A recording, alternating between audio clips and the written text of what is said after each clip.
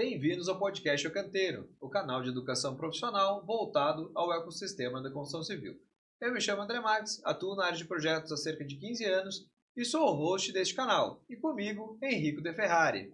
Fala, André, beleza? Beleza! Também sou host e tenho um pouquinho mais, uns 40 anos de obra.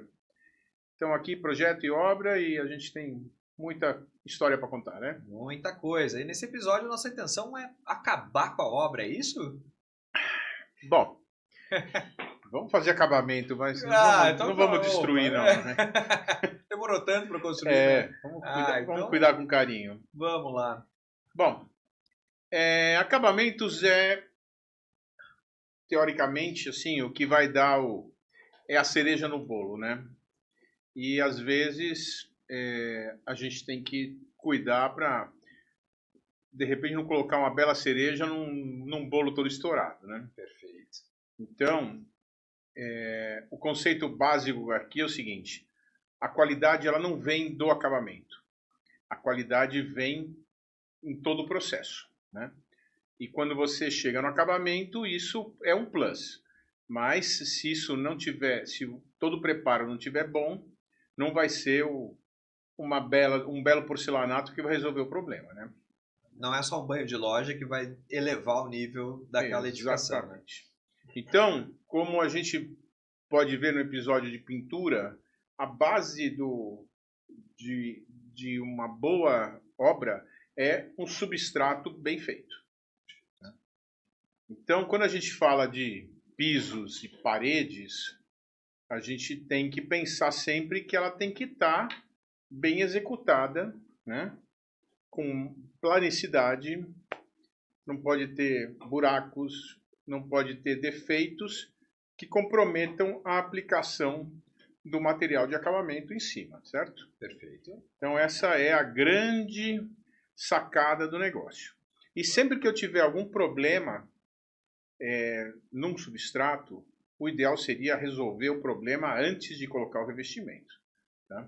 Então, se você achar que você vai colocar um piso em cima de um troço todo detonado e vai resolver o problema, possivelmente você vai passar patologias para o piso também. Vai ser temporário, né? Exatamente. Então, uma solução é boa quando você resolveu o problema na fase que tem que ser resolvida, não quando você bascula o problema para a fase seguinte, certo? Perfeito, perfeito.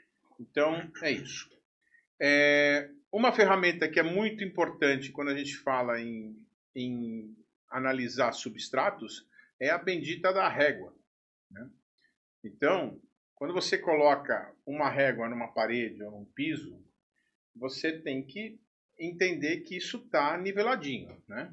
Então, a tolerância que o pessoal fala é de 3 milímetros numa régua de 2 metros. Perfeito. Tá? Então, se você tiver esse nível de precisão, você vai conseguir, com o material de colagem, por exemplo, resolver alguma imperfeição. Tá? Se você começar a ter muita discrepância, você não vai conseguir resolver. Um lugar que a gente consegue enxergar muito bem os problemas são nos rodapés. Sim. Por quê? Porque o rodapé, via de regra, é um elemento rígido. Então, ele é uma régua no final do dia, sim, né? Sim. Então, se você cola o rodapé na parede e a parede está torta, você vai ver um buraco atrás do rodapé. Se você põe o rodapé no piso e o piso está torto, você vai ver um buraco embaixo do rodapé. E aí, então, se você olhar o rodapé, você vê a qualidade de todos os substratos da tua edificação. Ele acaba o encontro de dois planos, que deveria ser uma linha reta, só que é o acúmulo da diferença, né? Exatamente.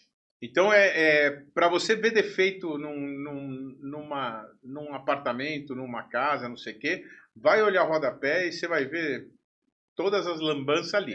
Ele tenta esconder, né? Se o negócio está bem feito, vai estar perfeito. Se o negócio está mal feito, você vai ver ou um buraco, ou você vai ver um enchimento ali embaixo, né? Coisas meio estranhas. A variação do assentamento dele, da argamassa de assentamento. Exatamente. Perfeito. E depois, para arrumar isso, não arruma, né? Então, antes de você começar a fazer o acabamento, verifique tudo. Se tiver alguma imperfeição, corrija a imperfeição. Essa é a técnica para não sofrer depois. Perfeito. Beleza? Muito bom. Então tá bom. Bom, aí o que a gente precisa antes de fazer qualquer assentamento? A gente precisa entender que, além de estar niveladinho e bem feitinho, você precisa estar com o substrato limpo, sem poeiras, sem quaisquer fragmentos, né? E coisas assim, tá? Por quê? Porque, assim, se o material é colado, se você tiver muita sujeira, a cola vai aderir na sujeira. Perfeito. E aí, na hora que ele precisar trabalhar, ele não vai ter fixação no substrato.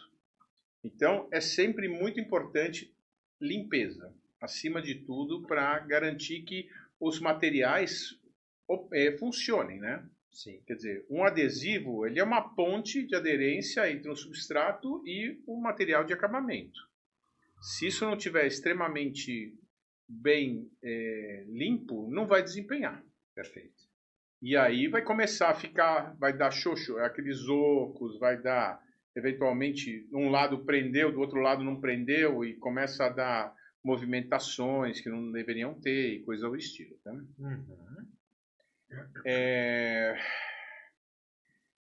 Aí você precisa entender que você não pode errar, por exemplo, na questão da colagem.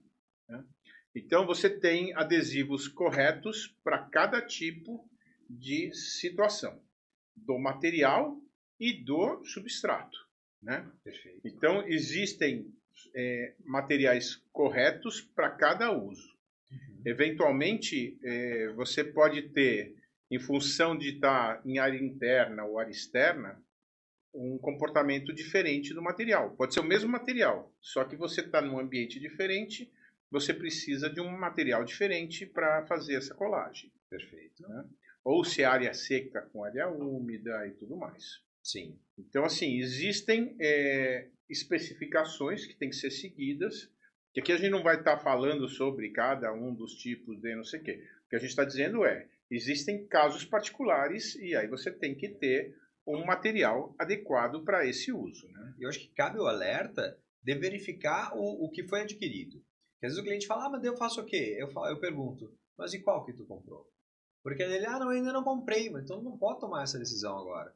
Porque no momento da compra, da aquisição de um material, tu vai vir com recomendações do fabricante e até do desempenho daquele material lá, que é o que o fabricante até te recomenda. Então, não vai ter uma receita pronta. Vou fazer isso para tudo que der e vier. Não, olhem os materiais, olhem o que comprou, olhem as recomendações do fabricante, cuidem com as interfaces, né? Porque a cola vai ser a interface entre o substrato e o teu acabamento. Positivo. Então, tem que ter muita atenção e é o respeito a isso, né? Tem gente negligência e fala, não, eu sempre fiz assim.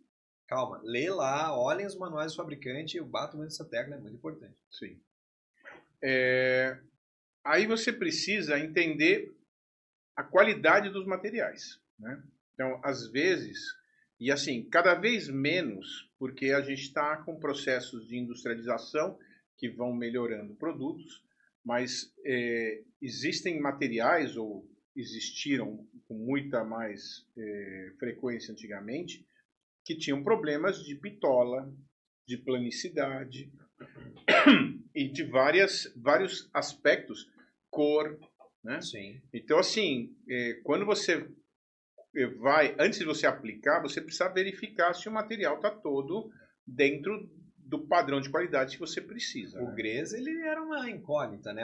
Aí, às vezes, no mesmo lote ou lotes diferentes, eles absorviam água de maneira diferente, a permeabilidade, Sim. Coloração, torra, empenamento, retificação, era então, bem mais pesado. Você tinha que sair selecionando o material para não ter problema. Uhum. Alguns materiais naturais, como pedras, madeiras, você precisa tomar cuidado, porque de repente você pega um granito, um mármore e tem um pedaço que tem uma mancha, né? Sim. Isso é natural. Agora, tem que entender se você está afim de gastou uma bala de dinheiro e deixou uma pedra mais feinha que a outra, né? Exato. Então, às vezes, selecionar e falar, não, essa daqui a gente deixa e não aplica, ou põe num lugar com menos visibilidade e tudo mais, né? Ou num lugar que ela vai estar sozinha, porque se ela está sozinha, ela não destoa, né? Exatamente. Agora, um lugar onde ela tem vizinhas e elas são diferentes, aí destoa. Exatamente. Então, assim, principalmente hoje em dia, os materiais naturais, você tem que tomar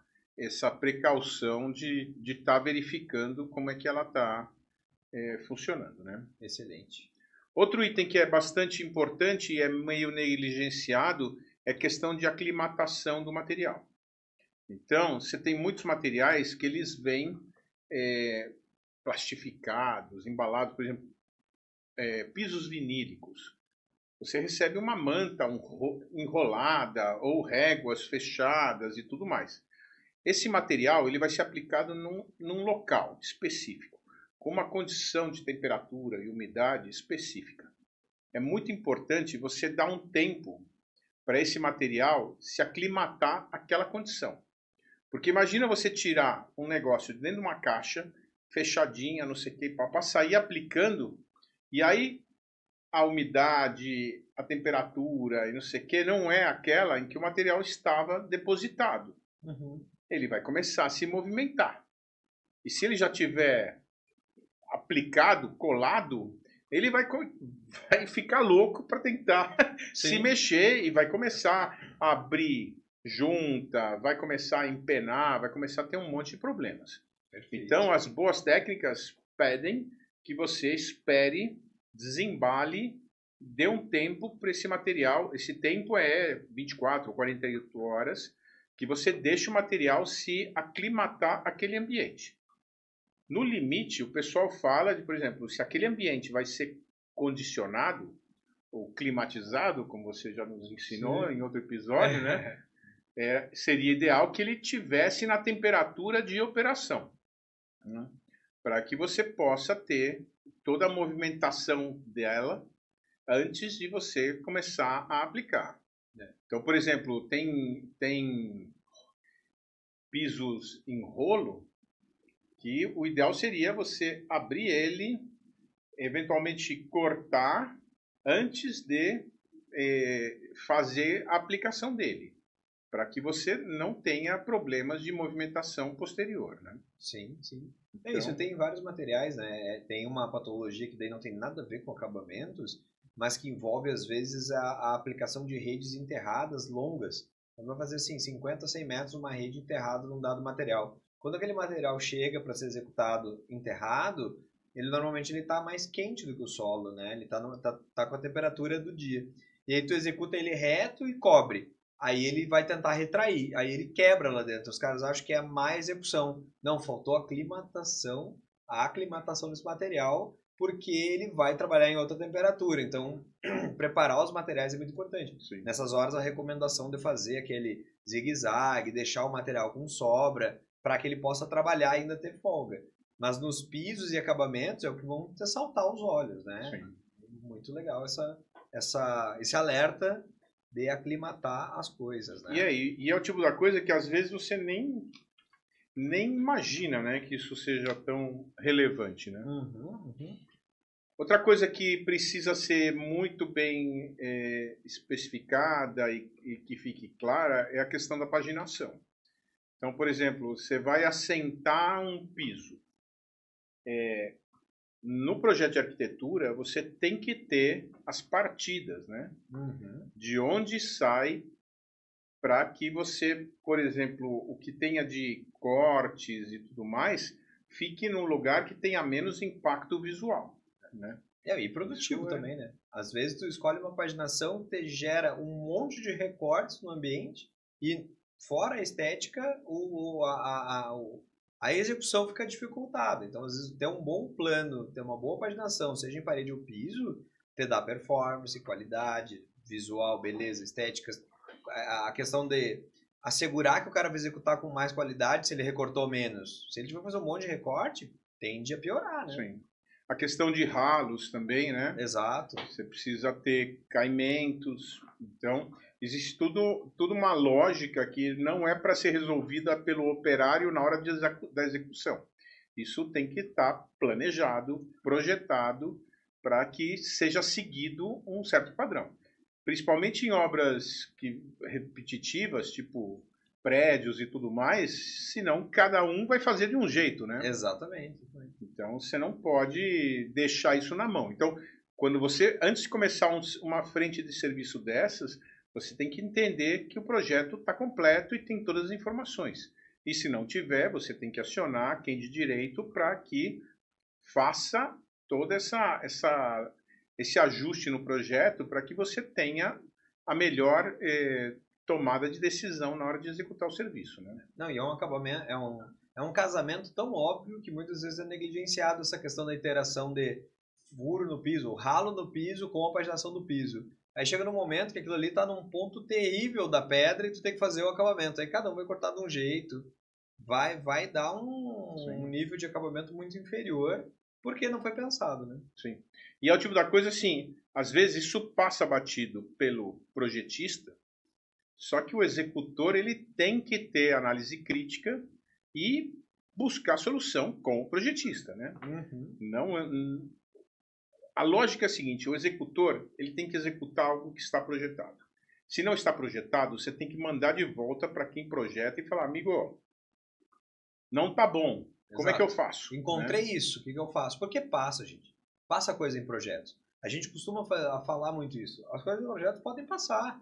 E aí o maior alerta é, se vocês têm dúvida, não executem. Entra em contato e o projetista vai ou explicar o porquê que aquilo ali existe, o que foi pensado, se é aderente, é coerente. Se foi pensado, né? Se foi pensado, com certeza, porque são muitas variáveis e às vezes são áreas que não se conversam, né? Então, não é uma coisa assim, vocês não pensaram nisso, é que não tem ninguém no meio desse jogo. É o deixa que eu chuto, né? Ou o cachorro com dois donos. No meio ninguém pensa. E aí, quando tu vê, tem várias coisas. Quando eu falo descobertas, é no sentido de não tem. Ninguém olhou para aquilo. Sim. E a obra pega tudo. Então, assim, isso a gente já tratou em um episódio lá atrás, né? Que falava sobre a relação entre obra e projeto, né? É verdade, é verdade. Mas é fundamental essa leitura prévia do projeto, né? Sim. A gente precisa ler o projeto, entender o que está lá, pensar se isso está certo, se está errado, ou se não tem a informação que você precisa. Isso faz muito parte da análise crítica do projeto, né? Uhum. Que isso é função de quem está na execução, né? Sim, sim. Então, assim, a gente não pode se omitir e fazer de conta que não sabia, né? Exato, exato. Ou assim, não, segui porque eu estava no projeto e azar. Não é bem assim, né? Exatamente. Perfeito. Então, é bastante importante ter essa leitura de como vai ser feito o assentamento, aonde começa, aonde termina, aonde que eu corto. Uhum. E aí, quando você for cortar, você tem que cortar direito, né? Perfeito. Então, existem ferramentas adequadas para fazer cortes. Normalmente são ferramentas com ponteira de diamante, né? Sim. Que ela faz um corte preciso e tudo mais. Você vê muita gente usando uma ferramenta não apropriada para fazer corte e as peças ficam todas lascadas, desbeiçadas, com problemas. Sim, sim, sim. Isso, via de regra, são materiais caros. Exatamente. Então, você usar uma ferramenta ruim vai comprometer a qualidade do material. Sem dúvida. E isso vai explicar depois, né? Qualidade do acabamento, no final das contas, né? Com certeza. Então, assim, de novo, um bom produto mal assentado, mal aplicado, vira um péssimo produto, né? Perfeito. Não adianta você pagar 200 conto um metro quadrado de um piso e chega lá e faz uma lambança na hora que você está cortando, preparando ele. Não, e a recíproca se torna verdadeira. Um piso, às vezes, intermediário, mas muito bem assentado, pode que dê um resultado final maravilhoso. Com e certeza. é tudo intermediário, vamos chamar assim. Exatamente. Né? Perfeito. Bom, aí agora a gente vai começar a aplicar o material, né? Então a gente já cuidou do substrato, já cuidou da peça, de como ela vai ser assentada. Agora a gente vai partir para assentar a peça. Então, se a gente tiver que aplicar um material que seja adesivado, você precisa ter o adesivo correto. E o adesivo, além de ser correto, ele tem que ser aplicado da maneira correta. Então, cada vez mais você tem peças grandes, né? Sim. E as peças grandes demandam um modelo de aplicação diferente. Então, primeiro você tem um monte de ferramentinhas de ajuste, de nivelamento, não sei o quê. Aqueles plásticos Os passadores. todos chiques e não sei o quê, que são muito importantes. Porque quanto maior for a peça, mais difícil é você ajustar ela, né? Não adianta dar uma marteladinha aqui, uma marteladinha ali, e a peça vai sambando e vai perdendo totalmente alinhamento, nivelamento e tudo mais. E elas são pesadas também, né? São. Então, assim, a gente precisa ter os apetrechos necessários e precisa ter o sistema de adesivagem correta. Normalmente, peças grandes, elas demandam 2 aplicações de cola, né? Então, você usa uma camada no substrato e outra camada no dorso da peça, né? E aí você faz ela cruzada, né? Sim. Para garantir que você vai conseguir criar aderência total, né?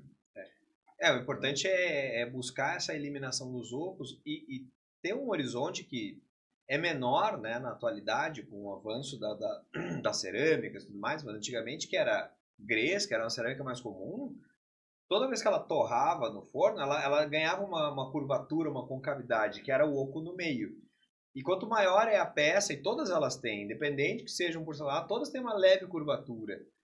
Tá muito minorada na atualidade, mas tem. Isso vai te dar o tamanho desse cruzamento da argamassa, o denteado ali do teu flatacho, se ele vai ser 10, 12, 14, sei lá, milímetros, né? Para que ele se assente e evite de ter ocos. E aí imagina, com pedras de 1,20 por 1,20, a chance de ter um oco nisso aí é alta, né? E aí vai lá a madame com o salto, né? E vai ou até mesmo um cara com aqueles sapatos de sola de madeira, tu vai ouvir a sonoridade do piso que bota todo o serviço em xeque, né? Sim. Imagina uma casa de alto padrão, por exemplo. Tem que ter muita atenção nisso. Aí depois disso a gente tem a questão dos rejuntamentos, né? Então, rejunte é o tipo da coisa que primeiro você tem que esperar a placa estar curada, assentada e bem acabadinha. Depois você tem que garantir a limpeza da junta, né? Que às vezes, se você não limpar direitinho, você vai aplicar o produto lá, ele não vai colar, ele vai ficar todo... Vai dar aqueles macarrãozinhos, vai ficar tudo horroroso, né? Não vai fazer a função dele, porque vai ter uma ponte de algum elemento ali dentro. Exatamente. Aí você precisa proteger a placa antes de rejuntar. Porque também esses rejuntes têm alguns epóxis, todos tecnológicos, não sei o que mancham a pedra, né? Uhum. Então tem que ter todo um trabalho de estar protegendo a peça antes de aplicar o rejunte, né? Uhum. E é isso. Então você precisa estar checando esse processo de rejuntamento de uma maneira bem legal, né? E usar o material correto, né? Com a espessura correta, com a flexibilidade correta, se isso tem um ambiente com variação térmica ou não, se vai ter uma junta ou não, se é exposto ou não é exposto. Positivo. Tem muita coisa para se pensar. Sim. E aí, após a conclusão do serviço, aí você tem que fazer toda uma verificação. Então, isso de testar ocos, de verificar a qualidade do rejunte e tudo mais, tem que ser feito, porque tem coisas que você só vai conseguir ver na hora que o serviço está concluído. E aí, se tiver algum problema, você tira, refaz e mexe, né? Uhum. Mas não pode simplesmente largar, foi feito, está feito e pronto, né? Sim. Porque isso tem algum comprometimento, né? Maravilha. E depois de tudo isso pronto, você precisa proteger os materiais, né? Porque às vezes a obra não acabou na hora que você assentou um piso, você ainda tem outras atividades, você vai fazer um forro, né? Normalmente você faz a parede depois de fazer o piso. Então, você tem outras atividades acontecendo na sequência. Então, Sim. tem que proteger o serviço que já está pronto para que ele não, o serviço que vem depois não comprometa o serviço que está pronto, né? Não, e aí faz o gancho do que tu colocou antes, que eu gostei muito, que é a história de olhar para o rodapé. Então, às vezes, o erro do corte, o corte da pedra, ela vai estar jogando para o canto isso, e a parede também. Quem vai cobrir isso é o rodapé. Então, tem uma sequência construtiva ideal, que tu vai fazer primeiro o piso, depois a parede, e o arremate das luzes no rodapé. Então, com a máxima atenção possível. Exatamente. E, bom, como eu já tinha falado em outro episódio, você precisa respeitar os tempos das atividades, né? Não adianta sair correndo porque o cronograma está atrasado e meter o pé pelas mãos, porque aí você compromete a qualidade final do produto, né? O cronograma é sempre importante, mas ele acaba e pronto. A qualidade, ela não acaba, né? Se você atrasou a obra um pouco, isso não é bom. Mas se você entregou um produto de baixa qualidade, isso é péssimo. Exato. Né? Qualidade e segurança tem que estar sempre na mesa, né? No olhar total. Não, e assim, a gente está avançando com nossas obras do início ao fim e a gente está chegando no fim. Então, se houve erros de cronograma ou atrasos, a intenção é que a galera queira dar o sprint agora. E é a hora que tu tá justamente dando o toque final no negócio, tu tende a fazer as besteiras, né? Para não falar as cagadas. Mas é isso. É isso. Então, essa é uma visão geral. Assim, materiais, existem uma infinidade de materiais, né? E cada dia mais você vai ter materiais diferentes. Por exemplo, madeira. Era uma vez madeira, né? Você usava aquelas réguas de madeira, e depois virou taco de madeira. Depois o pessoal começou a fazer aqueles laminados. Depois começou a fazer o piso vinílico. Depois você vai fazendo porcelanato que parece madeira, né? Então, assim, as tecnologias vão mudando, vão surgindo materiais diferentes, né? Imitando coisas que eram clássicas antigamente ou não, né? Mas, assim, existem muitas tecnologias. Eu estava agora na viagem para Portugal, eu estava vendo um piso vinílico que pode molhar. Olha só. Que aqui, normalmente, você não usa piso vinílico em área molhada. Lá, você já tem materiais que aguentam água.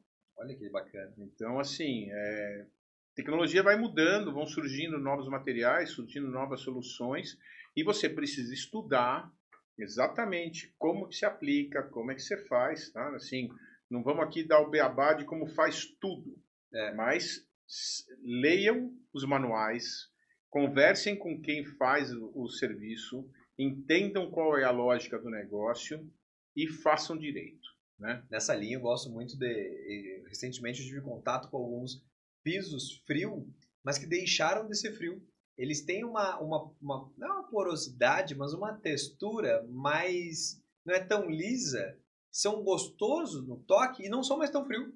Porque na verdade, assim, né, a gente toca, se tu toca no metal, tu toca na madeira e um tá mais frio que o outro, né? Na física tá todo mundo na mesma temperatura, mas é a troca que é maior. E a tecnologia de piso, como a gente chama de piso frio, porque tu bota o pé e ele tá frio de fato, não tá mais tão latente. Tem pisos hoje cerâmicos ou porcelanatos que tem um conforto maravilhoso de toque para gente andar descalço, imitam madeira. A tecnologia está num outro patamar a nível de acabamentos. Muito legal. Sim.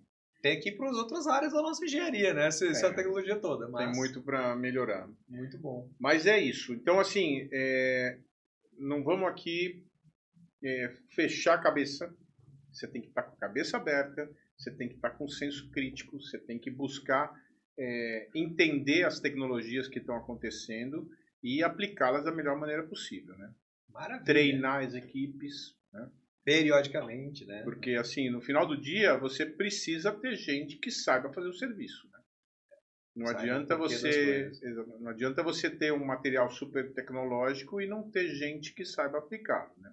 Maravilha, maravilha. É isso mesmo. Então é por aí. Bom, galera, muito obrigado por nos acompanhar até aqui. Comentem, façam sugestões, participem do canal, se inscrevam E a gente está aqui para trazer o máximo de conhecimento possível e agregar para todos.